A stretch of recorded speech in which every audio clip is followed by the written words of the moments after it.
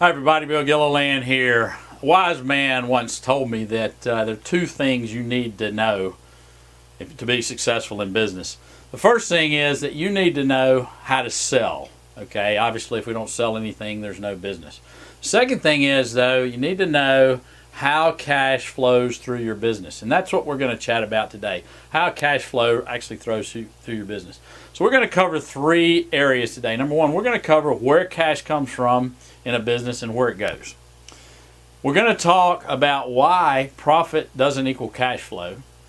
And I'm going to actually give you 5 strategies that will put more money in your pocket right now. So at the end, I'm going to tell you where you can go to get more info, and I'm going to give you a cool tool that you can use in your business starting right now.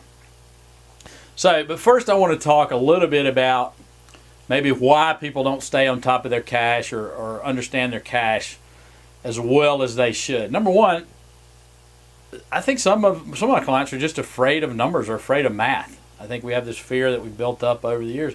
They can't do math. So we've got to get over that. The second thing is the word that might be wrong.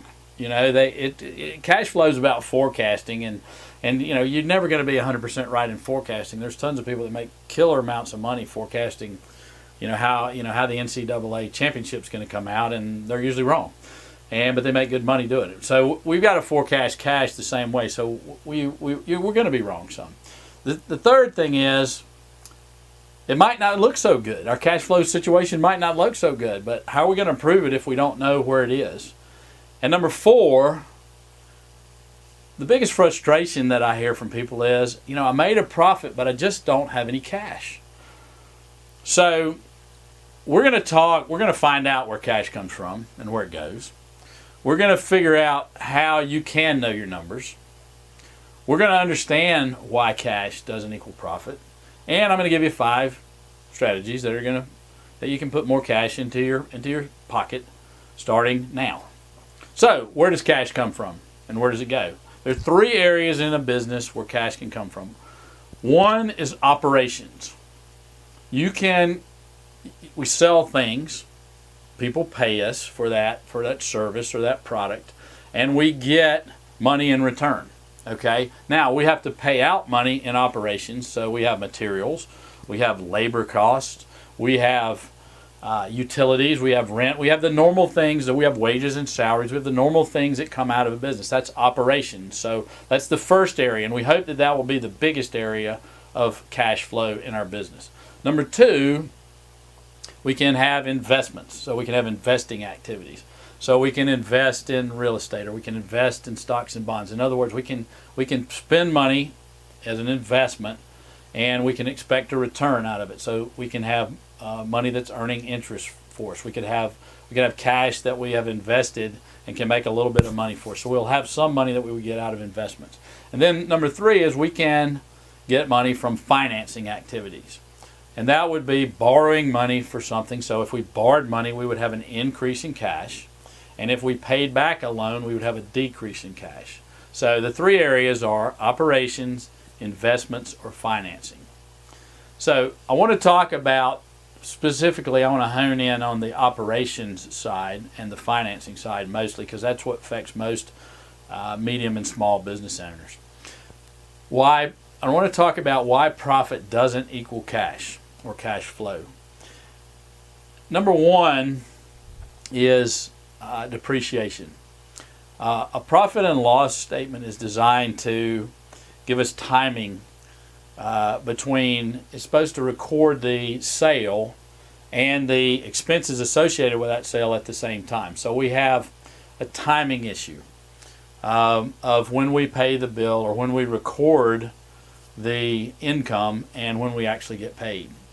So timing of when we collect our money and when we pay our bills is one big area where we can have a discrepancy between profit and cash. We also have depreciation, which is a non-cash expense that shows up on a profit and loss statement. So we get to add that one back in. That's positive. So when we pay down principals on loans, that shows up nowhere. So we could say we have a truck and we're paying back. We might pay $6,000 in principal in a year, or let's say we've got a bigger note and we're paying that will never show up on our profit and loss, but it will. It is a cash outage, a cash going out of the business. So if we buy assets, then that will use cash. So if we buy more inventory, for example, and we haven't sold it yet, then we spend the cash, but there is no record of that on our profit and loss statement. The same way, if we lower liabilities, that's a use of cash as well. So if we pay back a loan payment, then let's say it's a $10,000 loan payment. As we pay back the loan, then it becomes then that $10,000 is a cash out. Now the interest will show up on our profit and loss, but the principal will not.